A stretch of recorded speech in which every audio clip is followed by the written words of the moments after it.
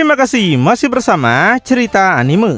Saat cerita berlanjut kembali di planet Virus, dewa kehancuran alam semesta 20 yang baru dinobatkan yaitu Ligor tampak mendekati Goku dan Broly. Melihat Broly tampak gelisah, Goku berusaha menenangkannya dan meminta Broly tetap santai serta mendengarkan apa yang ingin disampaikan oleh Ligor. Kemudian, Ligor menjelaskan bahwa niatnya terhadap mereka bukanlah permusuhan, melainkan rasa penasaran.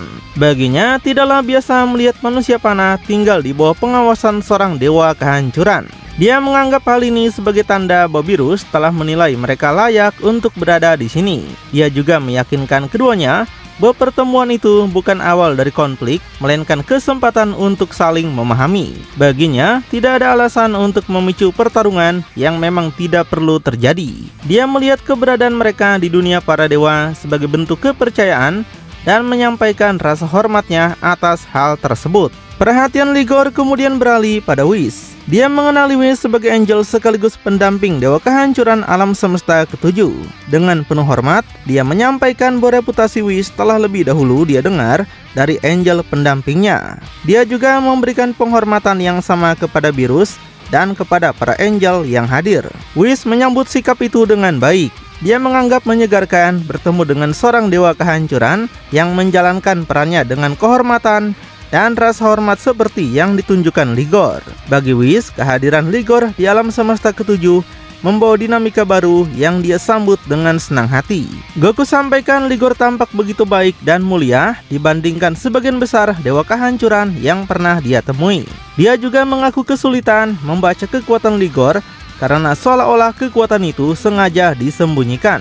Goku merasa Ligor sangat kuat, terutama setelah melihat bagaimana dia mampu menghadapi Rhino sebelumnya. Sebagai tanggapan, Ligor menjelaskan bahwa dirinya memang sengaja melakukan hal itu. Dia sampaikan bahwa dari esensi dan jiwa Goku serta Broly, dia sudah dapat melihat kisah tentang tekad yang kuat dan pencarian tanpa henti terhadap kekuatan yang lebih besar. Baginya, dia tidak harus bertarung untuk memahami sebagian dari diri mereka. Dia juga merasa berasa penasaran yang mereka miliki terhadap dirinya sama besarnya dengan rasa penasarannya terhadap mereka. Selama hidupnya, dia telah melihat banyak pejuang datang dan pergi, tapi hanya sedikit yang memiliki gabungan antara bakat alami dan kekuatan hasil perjuangan seperti yang dimiliki Goku dan Broly. Baginya, hal itu menunjukkan bukan hanya kekuatan mereka, tapi juga karakter dan ketahanan mereka. Dia secara khusus menyoroti Goku dan kemudian mengundangnya untuk suatu hari berkunjung ke alam semesta 20. Bagi Ligor, siapapun yang telah mendapatkan kepercayaan Virus berhak memperoleh rasa hormat darinya. Dia menjelaskan di alam semesta 20 terdapat banyak tantangan dan pengalaman yang dapat membantu mengembangkan kemampuan mereka ke tingkat yang lebih tinggi. Sebagai tanda penghormatan dan kebanggaan, dia mengulurkan tangannya kepada Goku. Goku menerima gestur itu dengan antusias. Dia mengaku belum pernah menerima perlakuan seperti ini dari seorang dewa kehancuran. Dia mengatakan bahwa dirinya dan Broly akan merasa terhormat untuk berkunjung ke alam semesta 20 suatu hari nanti. Selain itu, dia juga mengakui rasa penasarannya mengenai seberapa kuat Ligor dibandingkan para dewa kehancuran lainnya. Ketika keduanya berjabat tangan, Ligor mengatakan bahwa suatu hari nanti Goku mungkin akan menemukan jawaban atas rasa penasarannya itu. Alasan dirinya berbeda dari 19 dewa kehancuran lainnya terletak pada asal-usul kekuatannya dan jalan yang dia pilih untuk ditempuh. Baginya, jalan seorang dewa kehancuran bukanlah satu-satunya jalan yang pernah dia lalui. Ada jalan lain yang dipenuhi rahasia dan pemahaman mengenai keseimbangan yang hanya sedikit makhluk mampu pahami. Dia menyiratkan bahwa Goku baru saja merasakan sekilas gambaran mengenai hal itu. Ucapan itu sontak membuat Goku terkejut. Dia merasa seolah baru saja merasakan secuil kekuatan sejati Ligor dan langsung mempertanyakannya. Tapi Ligor tidak memberikan jawaban langsung. Dia hanya mengatakan bahwa Goku bebas menafsirkan pengalaman itu sesuai keinginannya. Jika suatu hari Goku benar-benar ingin mengetahui jawabannya, maka mungkin dia akan memperlihatkannya secara langsung. Dia juga mengungkapkan bahwa melalui kontak singkat tersebut, dia dapat merasakan kekuatan ultra insting yang mengalir dalam diri Goku. Karena itulah dia mulai memahami alasan mengapa Goku diizinkan berada di lingkungan para dewa seperti sekarang. Goku semakin penasaran bagaimana Ligor bisa mengetahui kemampuannya hanya dari sebuah jabat tangan. Dia juga ingin tahu apa yang dimaksud Ligor dengan jalan lain selain jalan seorang dewa kehancuran. Namun, Ligor kembali menyatakan bahwa semua itu akan terungkap pada waktunya.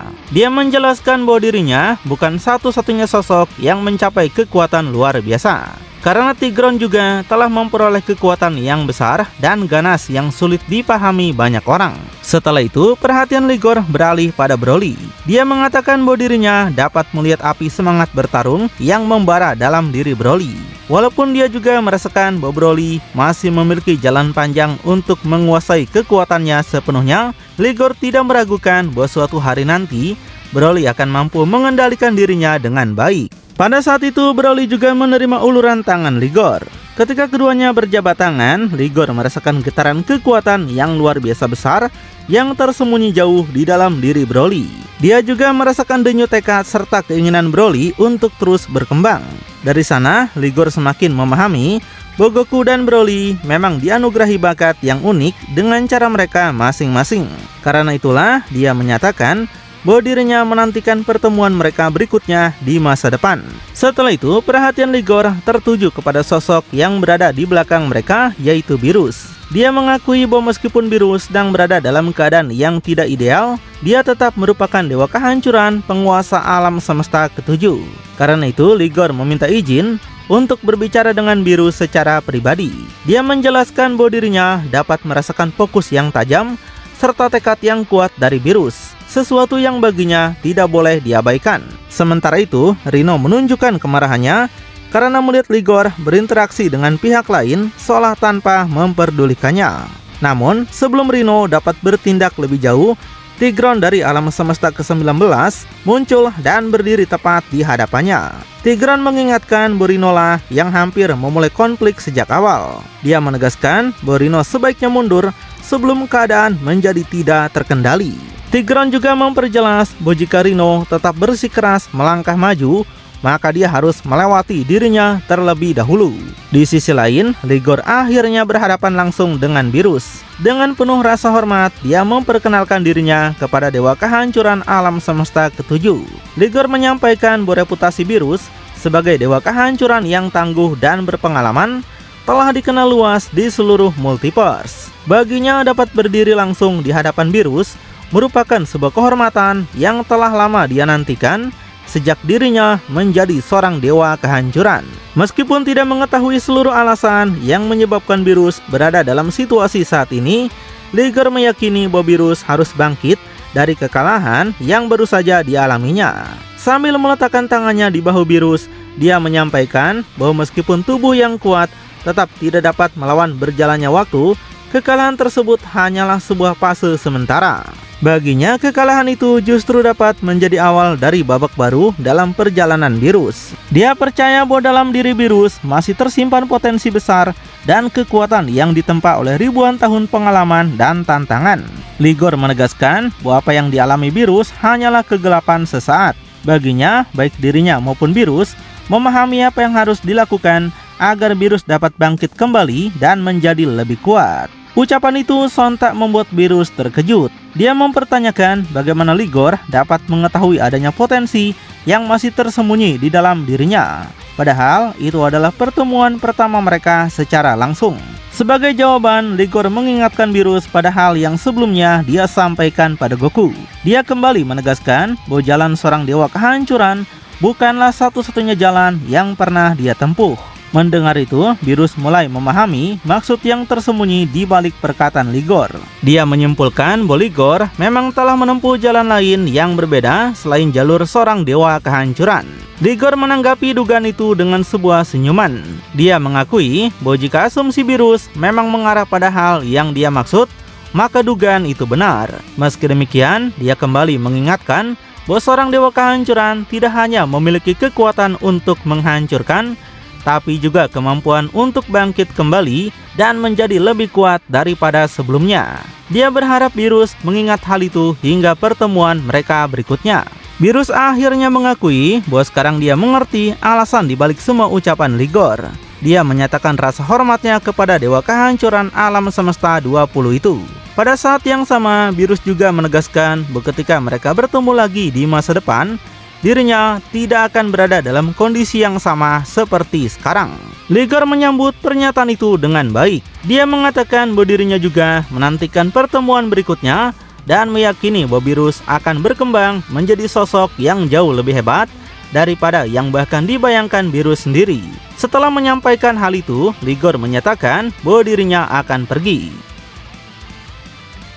Gak lama kemudian Daishin Kan bertepuk tangan dan menyatakan kepuasannya karena semua pihak telah saling memperkenalkan diri.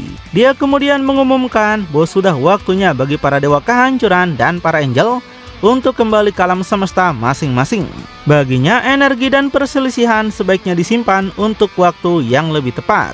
Demi menjaga tatanan kosmik, dia meminta seluruh pihak tetap tenang dan segera kembali ke dunia mereka masing-masing.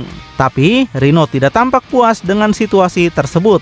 Dia menyatakan bahwa dirinya akan menangani konsekuensi dari tindakan para dewa kehancuran baru itu pada kesempatan lain. Baginya, dia telah melihat semua yang harus dia lihat pada hari ini dan memilih untuk pergi. Dewa kehancuran Grizel menegaskan bahwa para dewa kehancuran baru beserta manusia panah yang dibiarkan Virus berkeliaran bebas di dunianya belum melihat yang terakhir dari dirinya. Primos kemudian menyatakan dukungannya terhadap pernyataan tersebut. Namun, perhatiannya lebih tertuju pada manusia panah yang lebih besar di antara keduanya, yang baginya merupakan sosok paling menarik dalam kelompok itu. Dia menyatakan bahwa setelah urusannya dengan manusia tersebut selesai, para dewa kehancuran baru akan menjadi pihak berikutnya yang akan dia datangi. Dengan demikian, pertemuan besar itu berakhir ketika para dewa kehancuran dan angel mulai bersiap meninggalkan tempat tersebut untuk kembali ke alam semesta mereka masing-masing. Namun di sisi lain, dewa kehancuran alam semesta 15 yaitu Gardok tiba-tiba merasakan sesuatu yang tidak biasa. Dia menyadari adanya aura ki yang sangat aneh dan luar biasa besar. Baginya, energi itu tidak berasal dari para dewa kehancuran yang sedang berkumpul di sini. Dia justru merasakan bahwa sumbernya berasal dari seorang manusia panah. Yang lebih mengejutkannya lagi, energi tersebut begitu besar hingga dapat dirasakan dari jarak yang sangat jauh. Karena itu, Gardok memutuskan untuk mencari tahu asal-usul energi tersebut dan siapa pemiliknya. Kemudian, dia memanggil angel pendampingnya dan memerintahkannya untuk tidak kembali ke alam semesta 15 terlebih dahulu.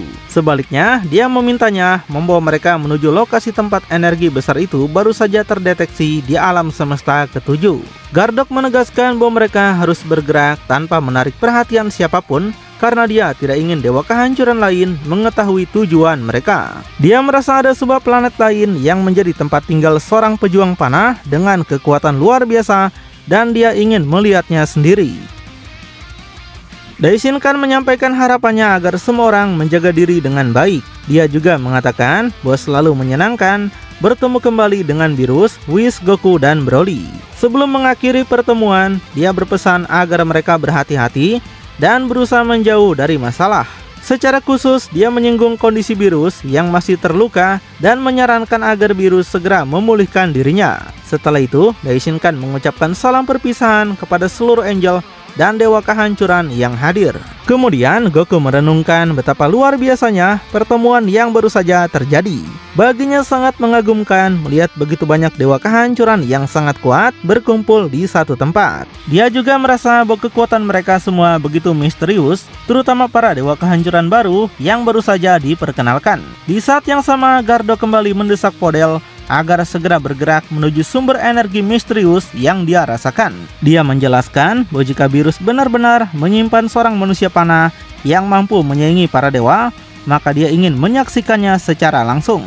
Whis kemudian turun mengucapkan terima kasih kepada semua pihak yang telah datang menghadiri acara tersebut. Dia menyampaikan salam perpisahan dan penghargaan atas kehadiran mereka. Sebelum pergi, Primos mengarahkan perhatiannya kepada Broly. Dia menegaskan bahwa dirinya belum melupakan Broly maupun rekan Saiyan lainnya. Dia memperingatkan bahwa dia akan kembali menemui mereka dan memastikan kalau Broly akan menerima konsekuensi karena telah berani menentang dirinya. Tidak jauh dari sana, Rino juga menyampaikan kata-kata terakhirnya kepada Virus. Dia menyatakan bahwa hari ini akan selalu dikenang sebagai hari ketika Virus kehilangan keunggulannya. Bagi Rino, Virus bukan lagi sosok yang dahulu, dan mulai saat ini akan selalu berada di bawah dirinya. Rhino bahkan menyatakan bahwa Beerus seharusnya tidak lagi bermimpi menantangnya setelah apa yang terjadi pada hari ini. Setelah menyampaikan hal tersebut, Rhino pun berpamitan. Kemudian Goku mengucapkan salam perpisahan kepada semua orang.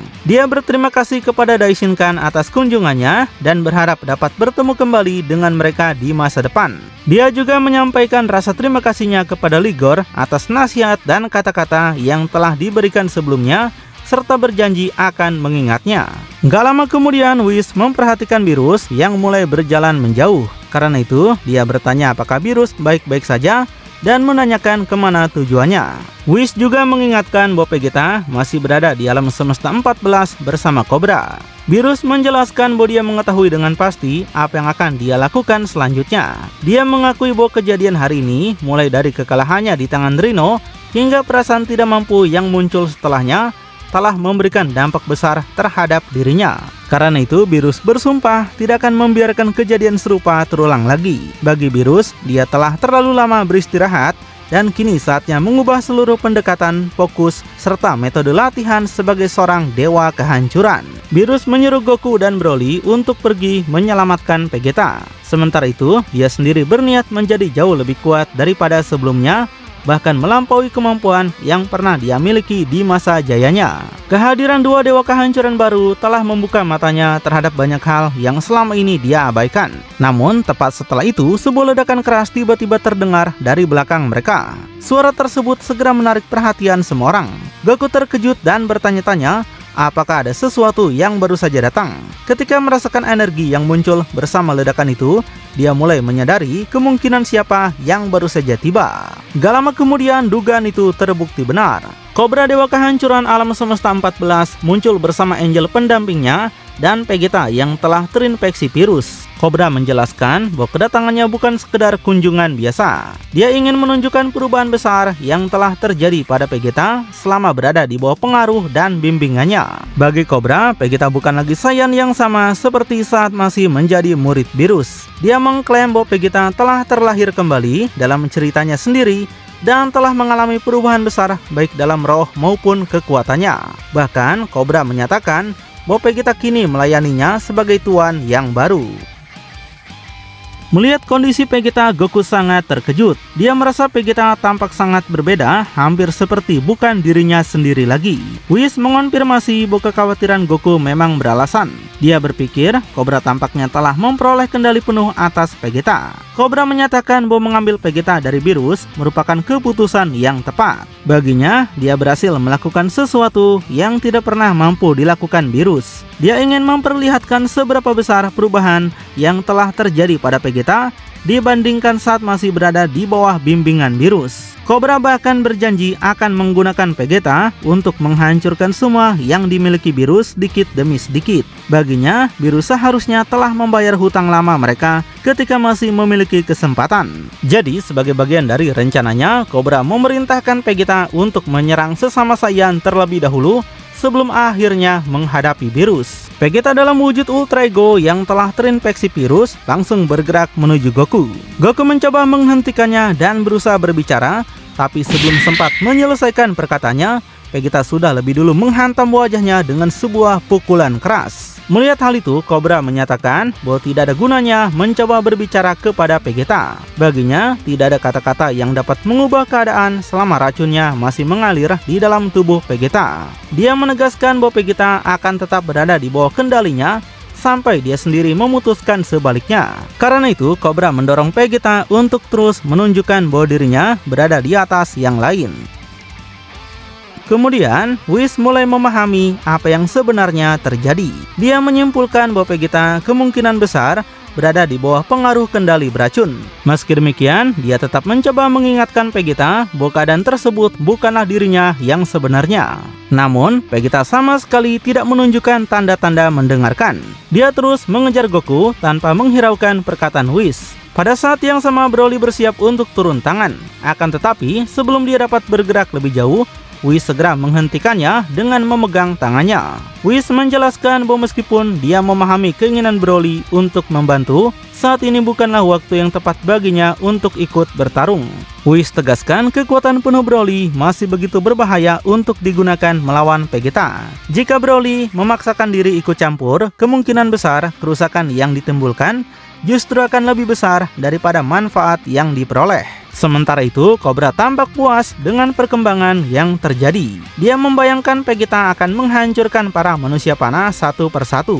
Setelah itu, dia berniat membawa mereka kembali ke alam semesta 14 dan melakukan hal yang sama seperti yang telah dilakukan kepada Vegeta. Dengan cara itu, Cobra berharap dapat menjadikan mereka semua miliknya dan meninggalkan Beerus tanpa apapun. Pada akhirnya, dia bertekad menyelesaikan balas dendamnya terhadap Beerus atas hutang lama yang baginya belum pernah dibayar. Di tengah ketegangan itulah, kisah Beyond Dragon Ball Super dari kebangkitan alam semesta kuno pun chapter ke-8 kemudian berakhir. Lalu, bagaimanakah kelanjutannya? Makin penasaran? Tonton kelanjutannya di channel Cerita Anime. Ceritanya anime masa kini.